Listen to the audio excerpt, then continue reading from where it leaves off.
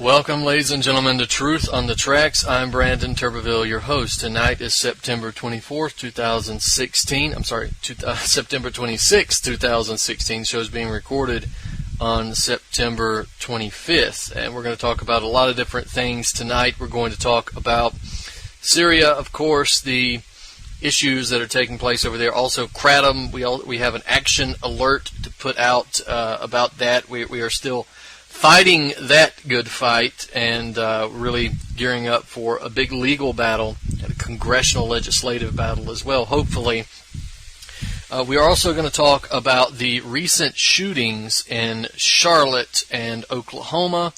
We're going to talk about the police state and the Farm Aid concert, if we can mention some of that. Now, last week I was not here. I was on the road, and that's why you got the replay. So hopefully we're going to have a new show for you every week in the next few weeks, and then some big news coming up in a couple of weeks.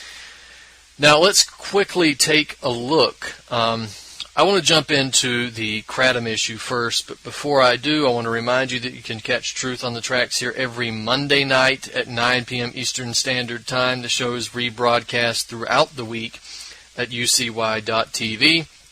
You can follow my work at activistpost.com, naturalblaze.com, eraofwisdom.org, and, of course, BrandonTurbeville.com. That is the website where I repost all of my articles, all of the YouTube videos. All of the relevant information is there. You can find a book, 36 Reasons Hillary Clinton Should Never Be President, The Difference It Makes. It's there. You can click on it and get it for free, download it for free. You can also buy the other books, find my contact information, and so forth there. So let's start with the Kratom issue, if we can, and then move on. On September 12th, the Center for Regulatory Effectiveness, which is an independent think tank, regulatory watchdog organization, wrote an open letter to the DEA regarding the DEA's ban on Kratom. And in this letter, the CRE made a number of recommendations to the DEA that would at least put an element of logic to the agency's actions. So the CRE is pointing out that the DEA's policy on Kratom is in conflict with the policy of a number of other federal agencies. So the legality of Kratom falls under the jurisdiction now of the Office of Management and Budget, and that's the OMB's job to settle interagency conflicts of policy. That's the argument being put forward by the Center for Regulatory Effectiveness. Their letter says, quote, "The Office of Information and Regulatory Affairs has been described as the cockpit of the regulatory state. It is an organization that has a statutory mandate to manage and oversee the flow of regulatory actions taken by federal agencies. In the discharge of these duties, the OIRA is involved in one-on-one discussions with agency personnel to resolve potential conflicts with OMB personnel." End quote. In this instance, the DEA ban on Kratom the conflict is considerably wider in scope. In this instance, there's a sharp disagreement among a number of federal agencies. So if there was ever a time for an Office of Management and Budget intervention, this is it. So the CRE's letter is calling into question the science, the quote-unquote science used by the DEA to begin with. And this is what the CRE letter says. The DEA's August 31st, 2016 Federal Register notice placing mitragynine and 7-hydroxymitragynine into Schedule 1, highlights the out-of-context observation that the consumption of Kratom individually or in conjunction with alcohol or other drugs is of serious concern as it can lead to severe adverse effects and death. The FR notice, however, left out the crucial supporting data that is necessary to understand the information provided by the DEA and to place it in policy context. Earlier this year, the peer-reviewed neuroscience journal Brain Research Bulletin published a survey of the literature on traditional and non-traditional uses of mitragynine, which found that, quote, while several cases of toxicity and death have emerged in the West, Such reports have been non-existent in Southeast Asia, where kratom has had a longer history of use. We highlight the possible reasons for this as discussed in the literature. More importantly, it should be borne in mind that the individual clinical case reports emerging from the West that link kratom use to adverse reactions or fatalities frequently pertain to kratom use together with other substances. Therefore, there is danger of these reports being used to strengthen the case for legal sanction against kratom. This would be unfortunate since the experiences from Southeast Asia suggest considerable potential for therapeutic use among people who use drugs. End quote.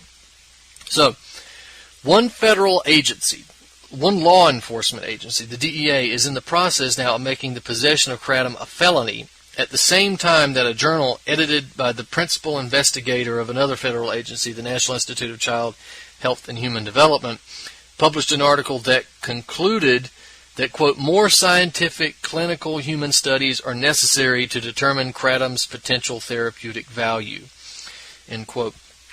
So we have research conducted by the USDA, the National Institutes of Health, University of Massachusetts Medical School, University of Mississippi. The CRE is showing that the DEA has arbitrarily banned kratom and that the DEA's own claims are either disproven or contradicted by the findings of organizations who've actually conducted research on the subject. So this is what the CRE says. The kratom footprint grows even further. The research was so well conducted and received by the scientific community that the aforementioned institutions applied for a patent. How much more additional evidence is needed to demonstrate that the DEA has acted arbitrarily in issuing a ban on kratom, end quote.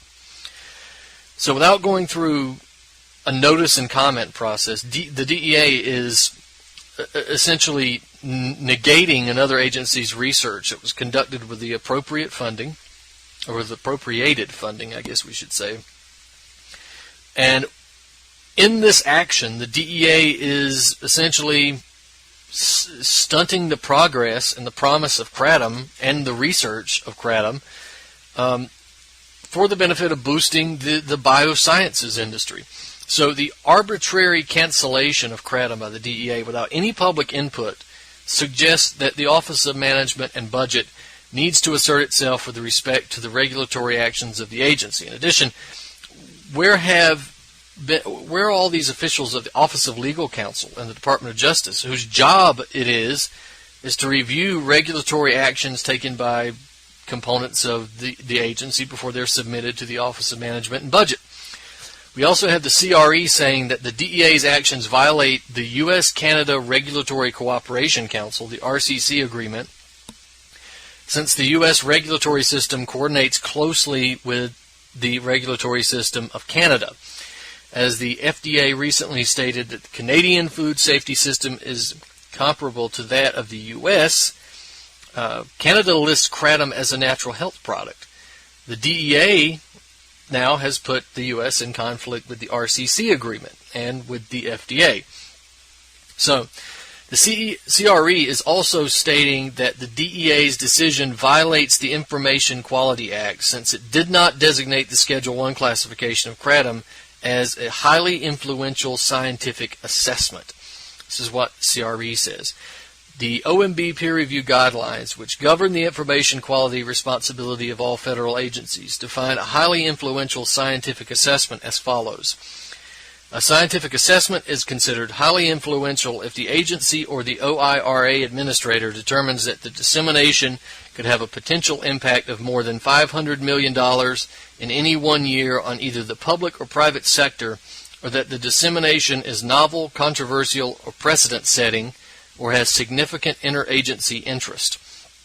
The aforementioned information now is most certainly demonstrating that the Schedule I listing is controversial, has significant interagency interest. Consequently, the DEA is required by law to conduct highly influential scientific assessment. Either the DEA or the OMB can designate a scientific study as the highly influential kind.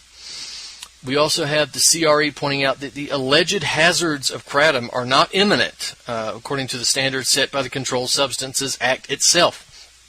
CRE says, quote, the Controlled Substances Act that the Attorney General states that the Attorney General may act without adherence to established administrative process If the Attorney General finds that the scheduling of a substance in Schedule 1 on a temporary basis is necessary to avoid an imminent hazard to public safety, with respect to established administrative process in the statute states, rules of the Attorney General under this subsection shall be made on the record after opportunity for a hearing. Okay. Now, Kratom has been in use for decades, if not centuries. And what compelling documentation does the DEA, or any law enforcement agency for that matter, have in their possession that would support a finding of an imminent hazard?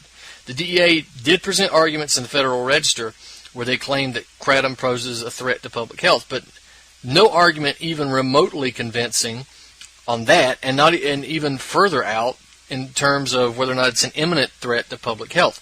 The public, which includes a wide range of experts, should have been given the opportunity to comment on the DEA's findings, according to the CRE. Now, I would say you have a right to consume Kratom, and your rights are not up for a popularity contest, so I really don't give a shit if experts or the DEA or 299 million people in the country think that it should be illegal. You have a right to consume it, and that ends there. That's where the discussion stops. But let's continue with what the CRE has to say.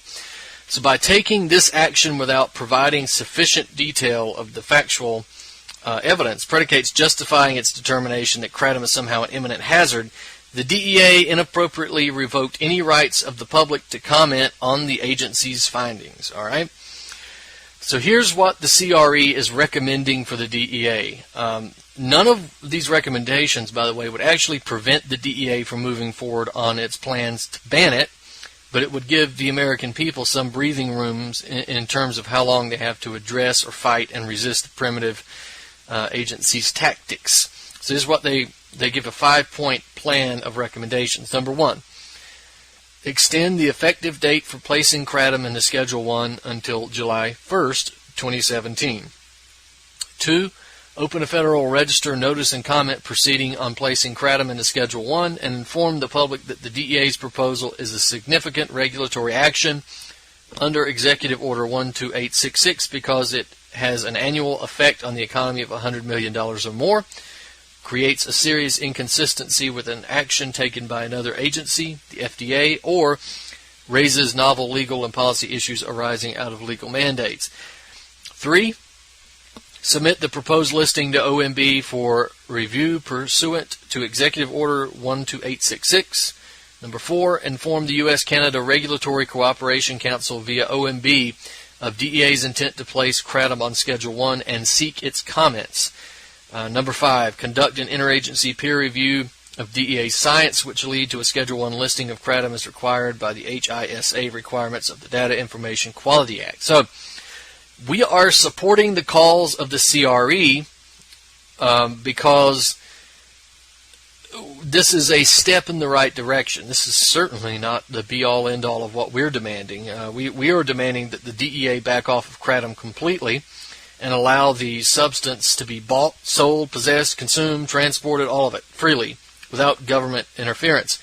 The DEA has already pushed far enough. This ridiculous and totalitarian drug war must be stopped. Prohibition must be stopped. So we're demanding not only that they back off Kratom, but the DEA cease to exist. We don't need the DEA. It's primitive. It's behind the times. It's something we should leave back in the days of old before people were civilized. So let's abolish the DEA. Get rid of it. Save that money. I don't know. Give it to some hungry children or something. Save puppies with it. I don't care what you do with it. Apply it to education. I don't care. Just abolish the DEA. We can save so much money. And we can save what's left of the idea that America is a free society. Now, I want to draw your attention to a couple of articles that were sent to me and were published on my site and then republished on a number of other sites as well. We have Jennifer Aldrich, who is a guest contributor to my website, BrandonTurbeville.com. She's the owner, operator, and artist of JenniferAldrich.com. Great artist. She sent 2 articles, Kratom, A Personal Story, And DEA war on drugs. Kratom once again puts America on the wrong side of history. Up at my website, and I think also at naturalblaze.com. They're also reposted in another format at eraofwisdom.com, so please check that out and take a look and share those articles. Now, we've got to talk about what we want to do and what we can do for Kratom, and we've got to talk about the strategy that we're going to set forward. Now, I've done a couple of action alerts on this topic, and we're going to do one more here. It's if you go to my website, brandonturbeville.com, and look up Action Alert 9-21-2016. So that's September 21st, 2016. Help stop the DEA's war on Kratom. We'll go through a list of things that we can and need to do in order to fight back and try to get our rights to Kratom realized once again. So again, Action Alert, September 21st, 2016, help stop the DEA's war on Kratom. So let's take a look at the Action Alert. Okay, so we have, at the beginning of the post, there's 3 articles dealing with the history of Kratom, an explanation of Kratom, what it is, what the issue is. So there's one from Forbes, there's I think a couple from me, one from Cassius Camarampi. There are a number of articles there. If you're unfamiliar with the issue, you can educate yourself on the Action Alert. But here's what we need you to do. Contact your congressman and your senators. And in the post, we have a link that you can locate them by clicking on the link, and that tells you who your senators and congressmen are, and ask them to sign on to the Pocan Salmon Dear Colleague letter. The Pocan Salmon Dear Colleague letter. There are instructions that are posted that are coming from the Botanical Education Alliance, and they are call your congressman, write them, whatever. Find them. There's a number that you can call to be connected to your congressman office, and say who you are. If you can't talk to the congressman themselves, obviously, tell the staff to pass the message on to the congressman that you would like him or her to sign on to the Pocan Salmon Dear Colleague letter, and you could tell them, if you are a Kratom user, why you know that it's safe, that you use it, you know it's safe, it's not a recreational drug, and that it's helped so many people. That it's helped so many people in terms of their drug addiction, their pain, their anxiety and stress, and that sort of thing. And then ask them to sign on to that letter and address it to the DEA, and that's what this letter is. It's being addressed to the DEA from members of Congress, and it asks for the DEA to slow down on this ban. So this is one. This is a very hopeful. A very hopeful thing here. So you can read the text of the letter, if you like, at the link that's posted in the article. Now, if you are a Kratom vendor, if you're a Kratom distributor, book an appointment with the local district office of your U.S. House of Representatives representative and your 2 U.S. senators. Every single federal member of Congress has a local office in their home community. So you book an appointment with them. You request a meeting with the representative or senator or with the staff member. That's going to be more likely. And tell them a similar thing, right?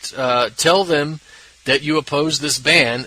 Tell them why Kratom is beneficial, and also how it's beneficial to the environment. But tell them how it's beneficial to human health. It's not a recreational drug, and try to make some sense, get through the thick skulls of some of our representatives. But, of course, be polite, be professional, and try to get this message across.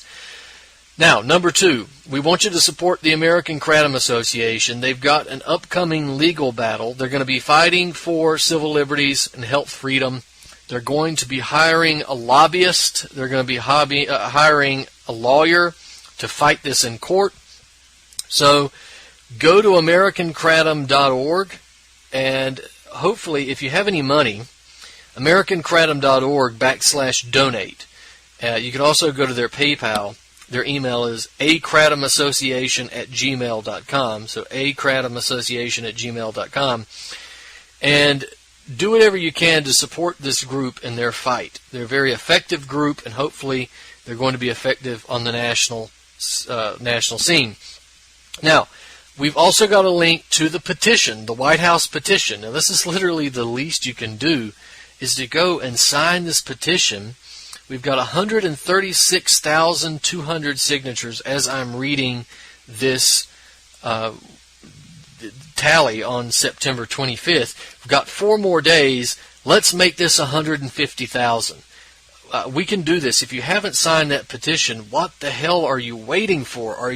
Don't be a coward, people. This is literally the least you can do. This is not putting yourself out there at all. None of these things are. So we want you to contact the relevant authorities and make your voice heard. So contact your congressman, contact your senator, the Assistant Secretary of Health. Of course, contact the DEA and tell them what you think.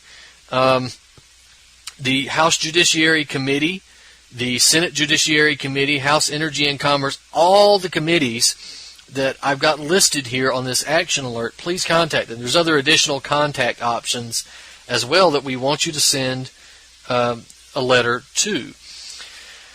Now, we want you to share the American Kratom Association's fact sheet on Kratom. So there's a link to that. I want you to share that to people who aren't familiar with it. We want you to join the hashtag I Am Kratom photo campaign. There's a Facebook page there linked as well.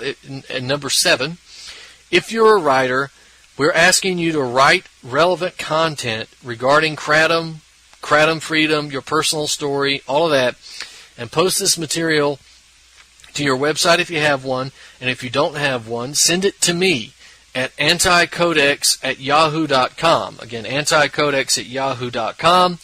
Also, we want you to write to local newspapers. Contact your local news media.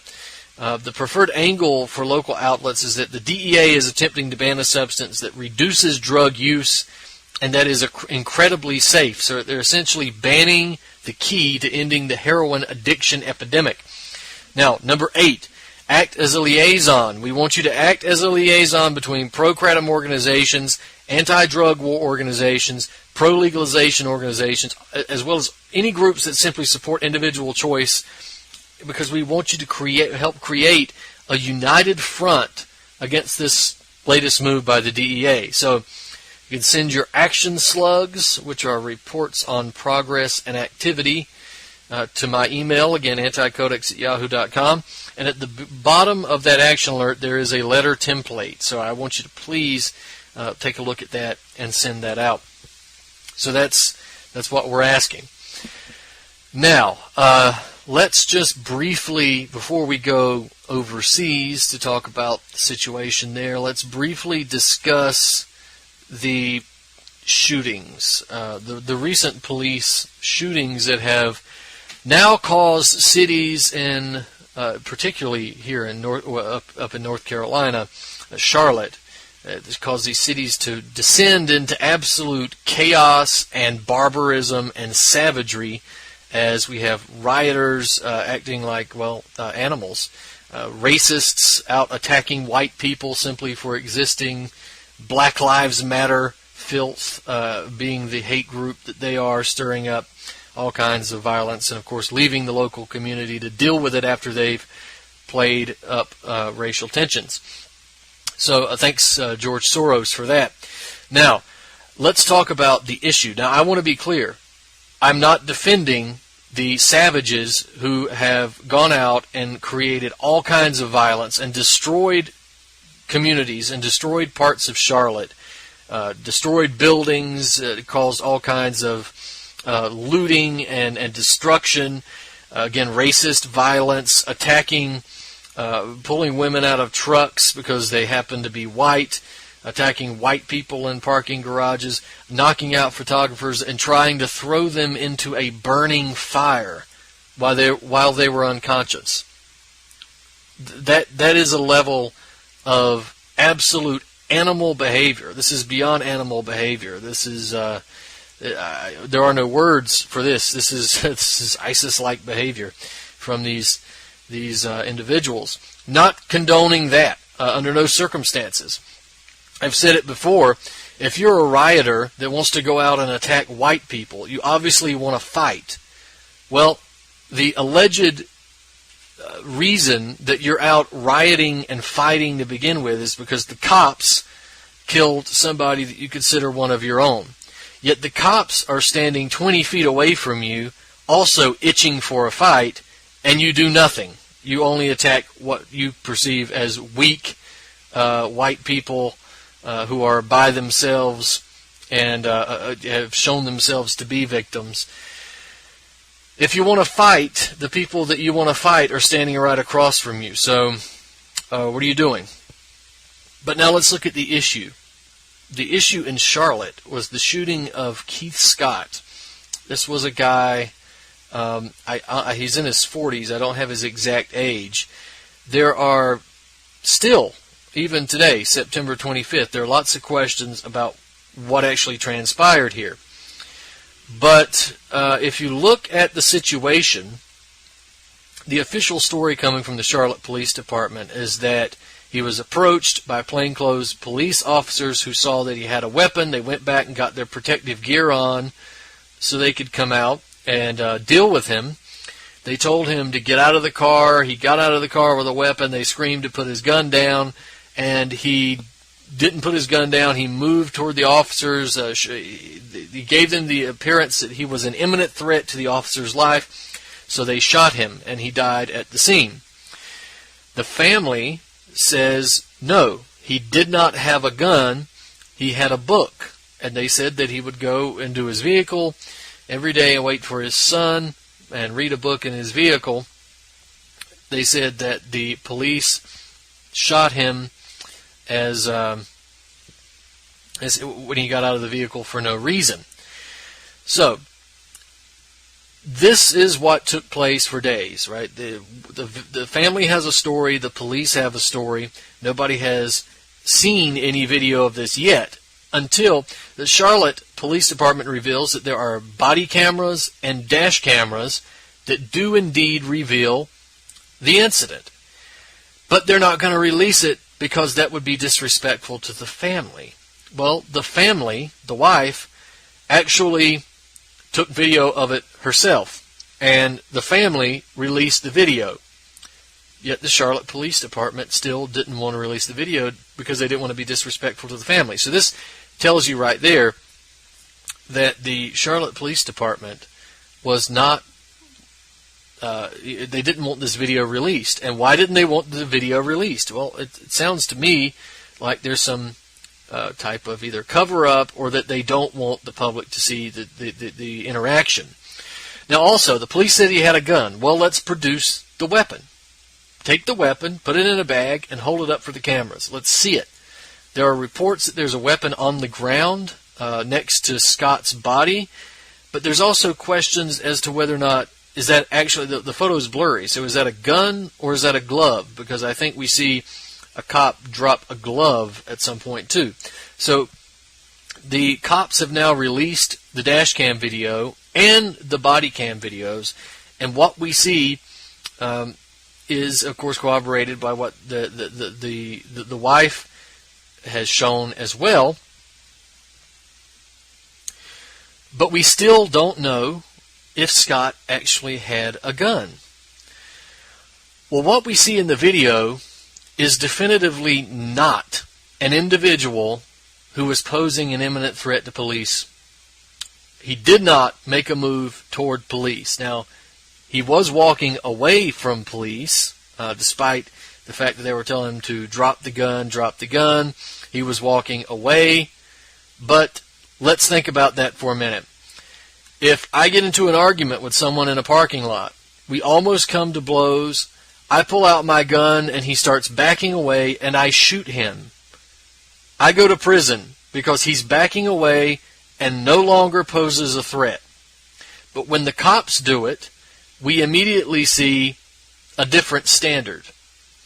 Now let's look at something else. Why was this man approached to begin with? Because the police were there to serve a warrant. That's their original purpose. Not to Scott, but to someone else. They saw him in the car and claimed that he was smoking marijuana. Again, unproven claim. He was smoking marijuana, and then they saw that he had a gun. So, and that he posed a threat to public safety.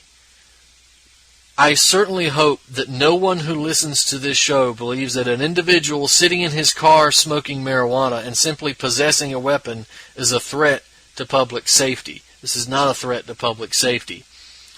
So, we went from a man sitting in his car to a man being shot and killed because of a plant and a weapon.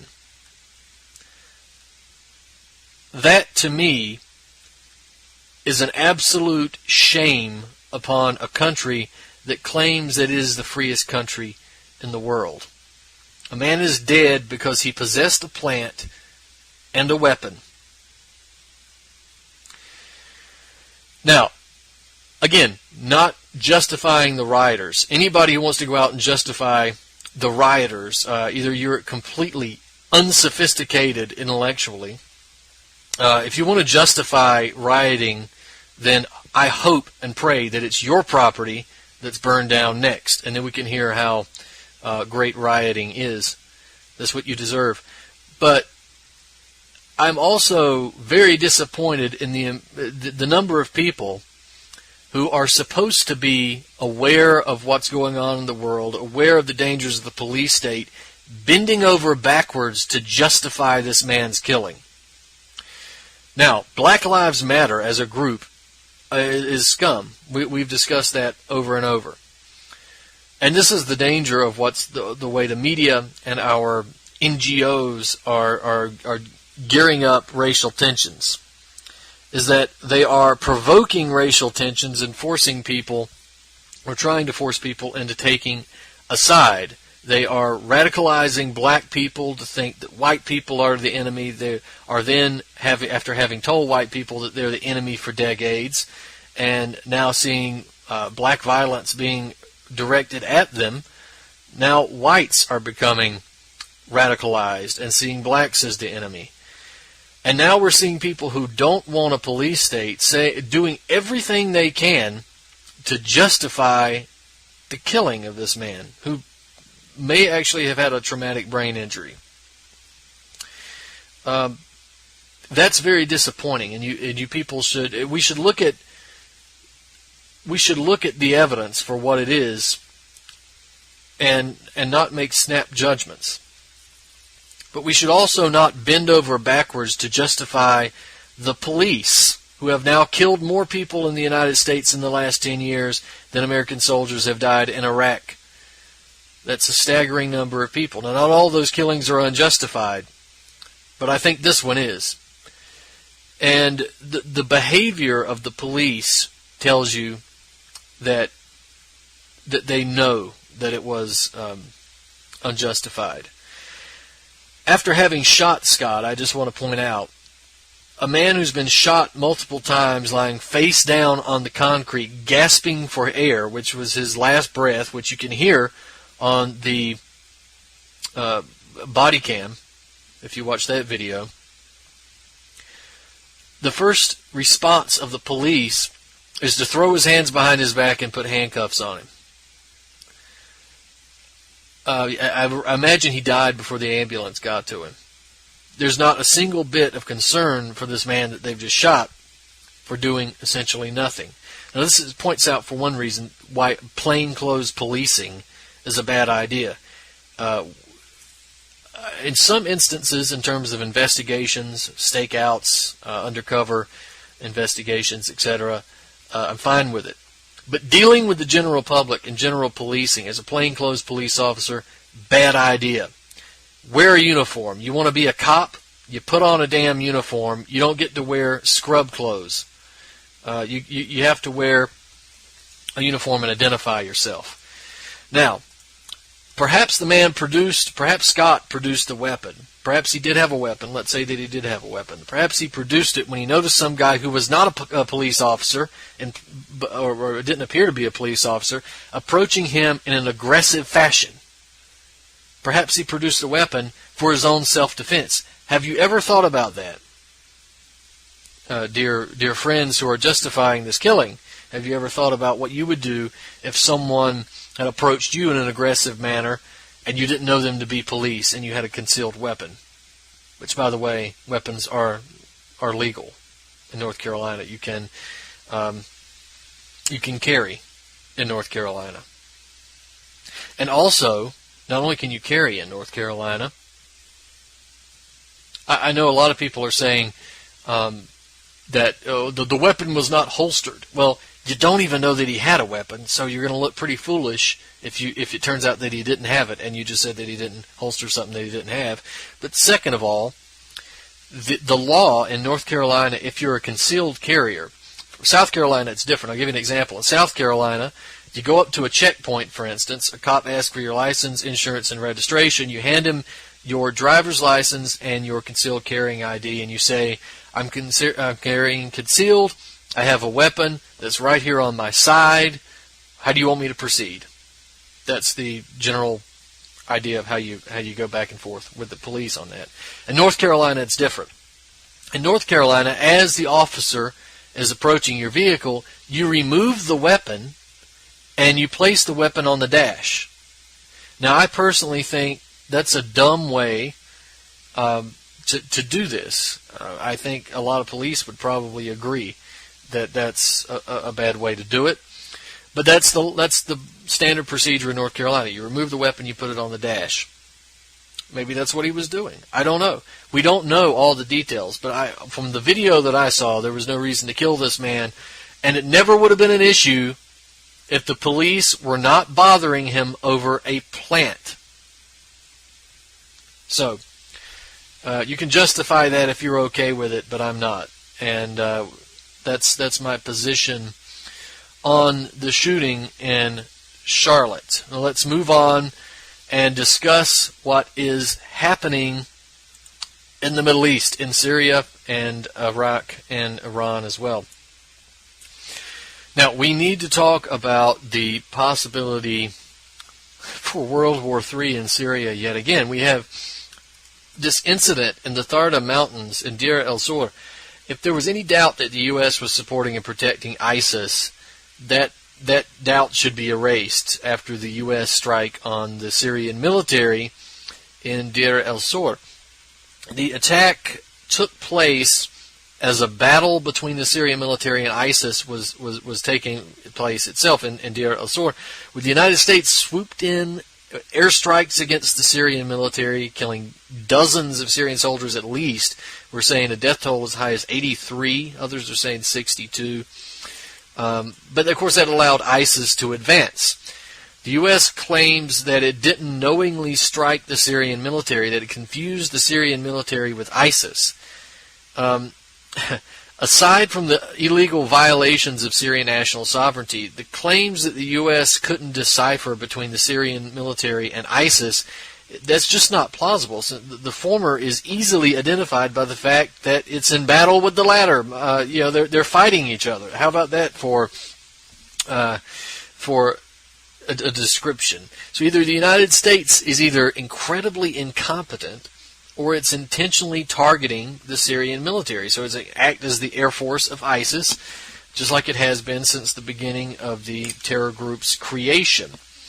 Now, this time, the U.S. bombing allowed ISIS to take control of the Tharda Mountains. All right, and the attack was conducted by 4 U.S. warplanes that were flying west from the Iraqi border. Again, this is the second time this year that the U.S. has attacked the Syrian military in this governorate. Thankfully, the Syrian military was able to recapture a number of the areas that were seized by ISIS by virtue of the U.S. intervention, by the heroism of the Al-Qassam forces, the special forces of the Syrian military. The U.S. is now claiming that it halted strikes against the Syrian military after the Russians informed them of the Syrian military presence. They had a base there, so that should have given them a clue too. The U.S. reiterated that it would not knowingly strike the Syrian military, except that it has, and has done so in the past. We have U.S. Central Command statement saying the coalition believed it was attacking positions of so-called Islamic State, and the raids were halted immediately when coalition officials were informed by Russian officials that it was possible the personnel and vehicles targeted were part of the Syrian military.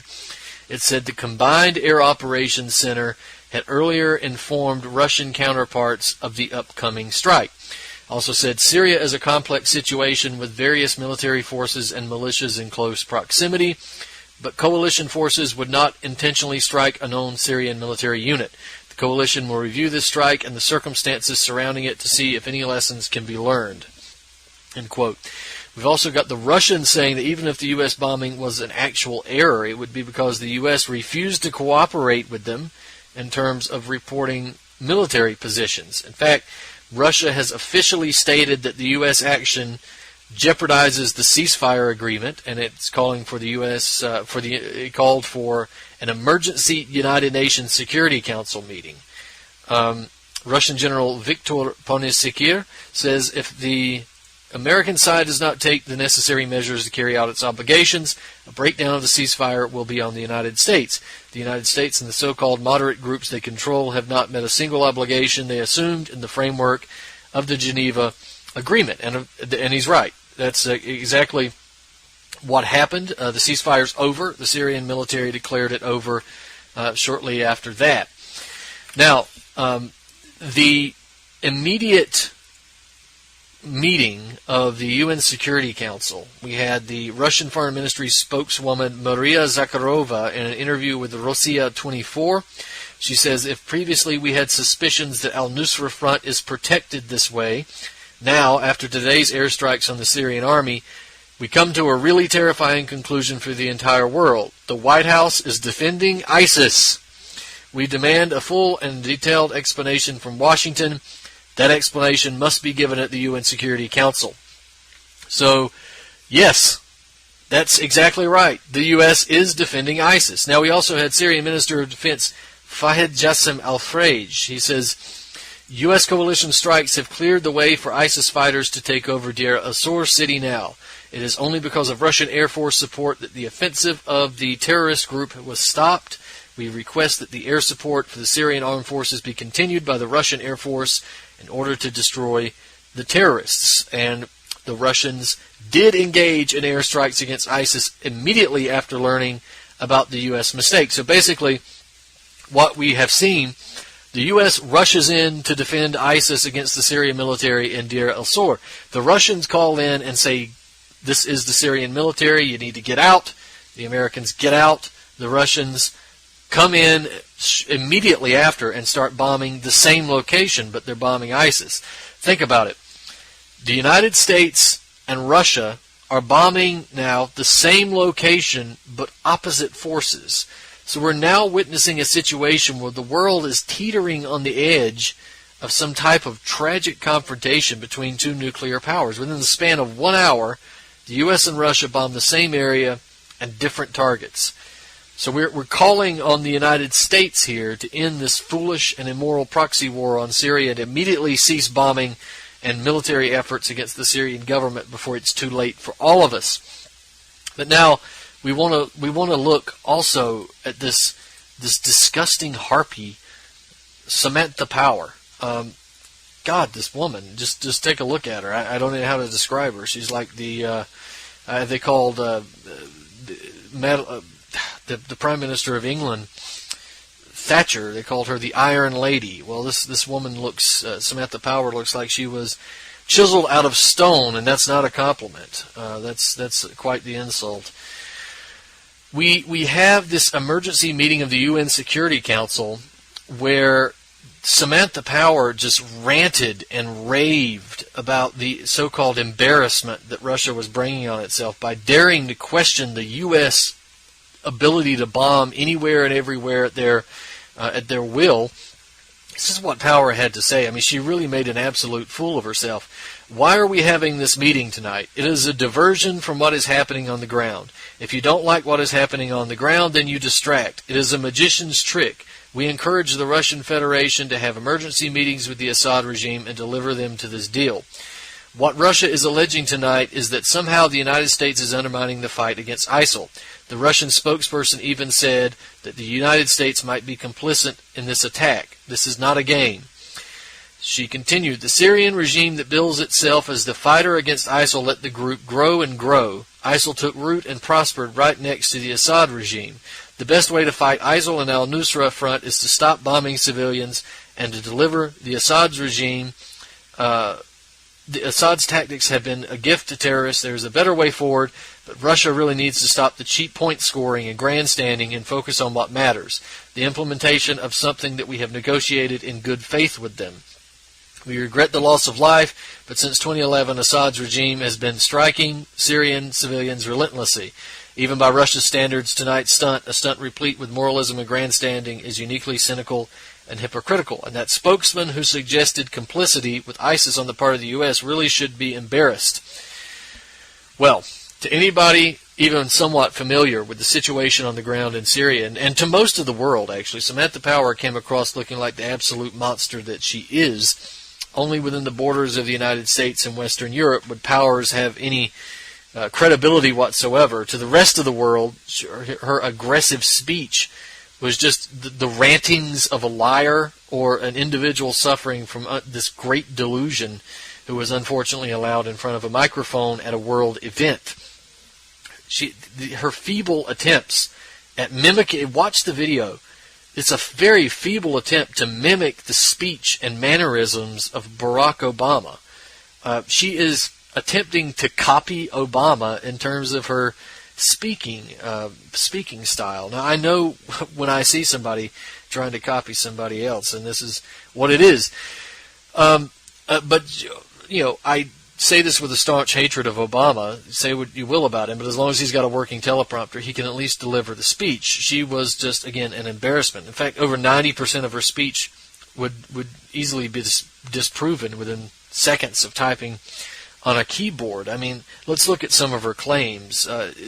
First of all, it's a conspiracy theory, right? She's saying that Russia is conspiring to have a diversion from what is happening on the ground. Well, Russia, that's not a conspiracy theory. It's that they're not conspiring to hide things and divert people. In fact, showing what's happening on the ground only embarrasses America.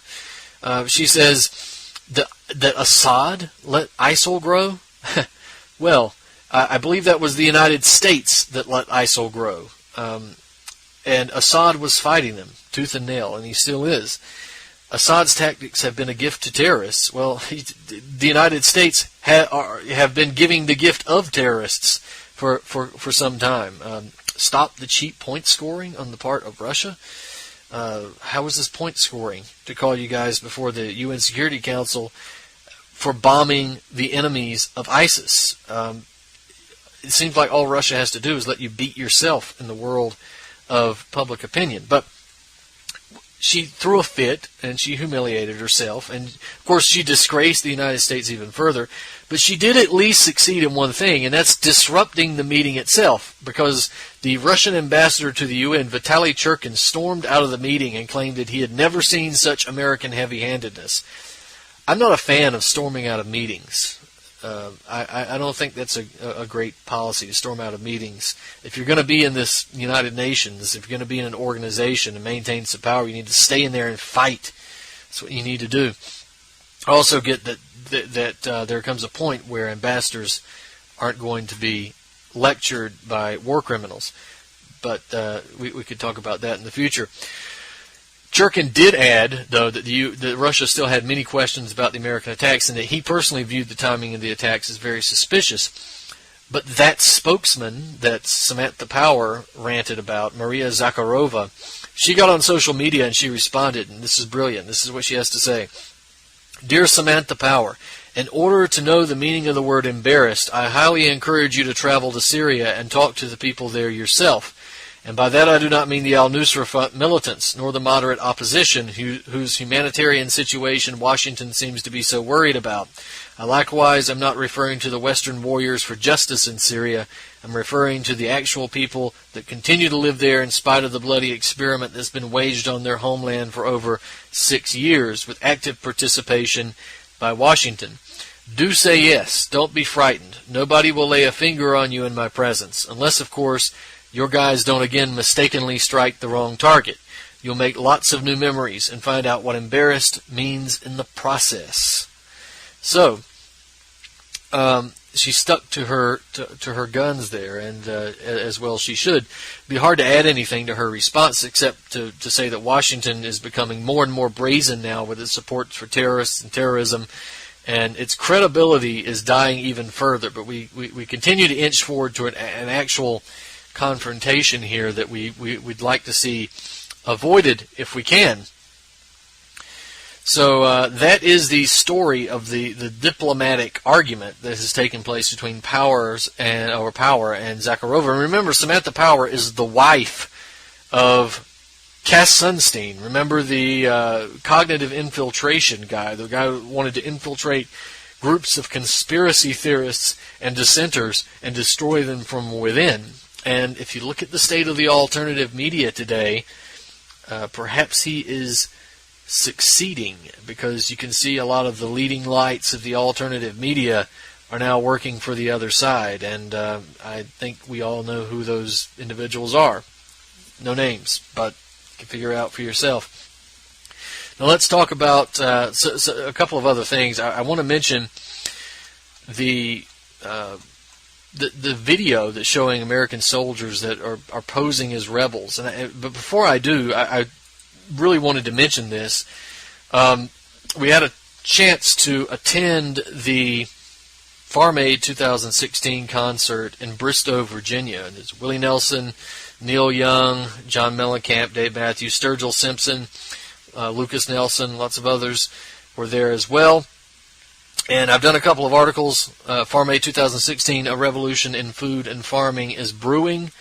Also got an article on Neil Young that I just wanted to draw your attention to. Neil Young, during the press conference, mentioned, of course, if you're not familiar with Farm Aid, just on a musical basis, then you should check out the organization, because back in the 80s when it was created, it was actually during the time of Live Aid. And on Live Aid, Bob Dylan was performing, and he stated that it's great that we could send food to foreign countries to feed hungry people, but wouldn't it be nice if we could do something for farmers here in America who are facing these hardships? And Willie Nelson heard it and decided it was a good idea and created Farm Aid. And they got this big concert going with Merle Haggard and Bob Dylan and Johnny Cash, Chris Christopherson, all the music greats performed this concert, raised a bunch of money to rescue struggling family farmers. And this was when factory farming was really starting to move in. We were seeing the savings and loan crisis, etc. Farm Aid's been continuing since 1985, and despite their efforts, the family farmer has been almost wiped out. But now Farm Aid is not only trying to fight the corporate factory farming issue, but they're also trying to promote good food, non-GMO, organic, local food, and get farmers back on the land. And we're going to be talking a lot more about this in the future, but it's a good organization. Neil Young, during the press conference, and we got to hear him talk about the merger between Bayer and Monsanto, and you can actually hear him talking about it if you want to go watch the video that's posted in my article. But he talks about the merger between Bayer and Monsanto, and how now these large corporations not only can poison you with pesticides, but also sell you the medicine directly. They already did that, but now it's actually an official merger. So he spoke out against that and drew people's attention to it, and he pointed out that Obama was right behind it, that Obama was in favor of it. So later on in the concert, someone held up a shirt that said "Fuck Monsanto," and Neil Young repeated that for 20,000 people in the audience. And I like that shirt. It sure says "Fuck Monsanto." So if you want to see that, you can just go check my articles out and see some of the videos. There were amazing performances, lots of farmers, activists, clean food proponents, anti-GMO groups and stuff were out there as well in different booths. It was a great event. So, again, check out the article, Neil Young slams Obama, Bayer says fuck Monsanto, up on BrandonTurbeville.com and NaturalBlaze.com. And, of course, take a look at the rundown, Farm Aid 2016, A Revolution in Food and Farming is Brewing at NaturalBlaze.com, BrandonTurbeville.com, and there's lots of videos of the performances there as well. Also want to remind you that you can look at Powerlessness and Accountability by Lenaria Amberkira. This is on Natural Blaze and BrandonTurbeville.com.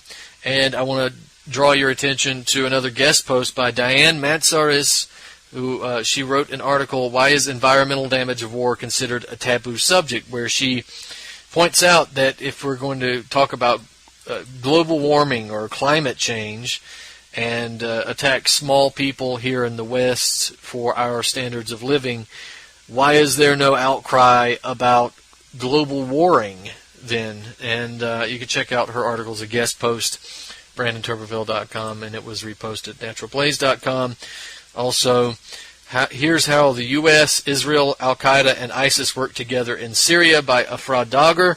Another guest post, actually posted at the Durin and reposted at my site. Lots of information there. Now, we don't have much time left. I've only got 1 minute, and maybe we'll just cover this at some point in the future. I've got 2 articles. Chelsea bombing suspect investigated by FBI 2 years ago, turned in by father, so we're looking at the possibility for another false flag attack to have occurred in New York and New Jersey over this big attack. And it's funny, almost 2 weeks later, nobody can remember that this bombing happened. You do these articles and you investigate this stuff, and 2 weeks later nobody remembers because they're on something else. We've officially entered Orwell territory where the news changes by the hour and the day, and no one remembers when it was a completely different story. Also, check out video shows American soldiers posing as rebels fleeing jihadists in Syria. They're not actually fleeing, but it does show videos of the American soldiers dressed as rebels. So we're now seeing American soldiers dressing as terrorists and being forced to do the dirty work of terrorists. So back a couple of years ago when Obama wanted to bomb Syria, the U.S. military soldiers were posting up pictures of themselves that said, I didn't join to go fight for Al-Qaeda. Well, good. And we need you to keep posting those pictures because they're going to start sending you to fight for Al-Qaeda because that's the American policy on Syria anyway. So please, we're wrapping up here, so I need you to go back and find that action alert, September 21st, 2016. Help stop the DEA's war on Kratom. Get involved. Do something. You don't have to put yourself out there to do this stuff that I've asked you to do.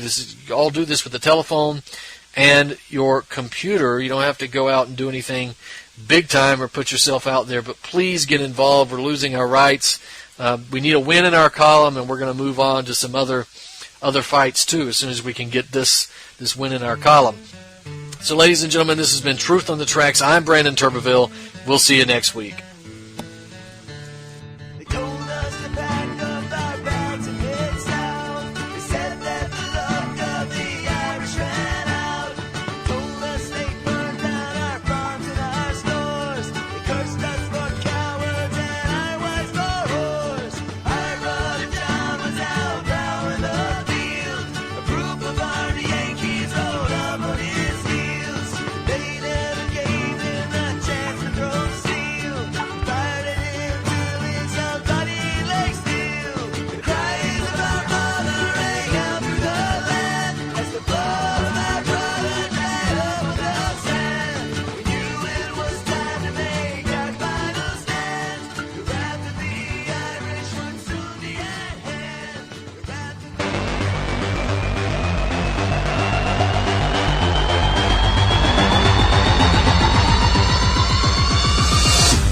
Ozzy Skateboard, and you're listening to UCY.tv.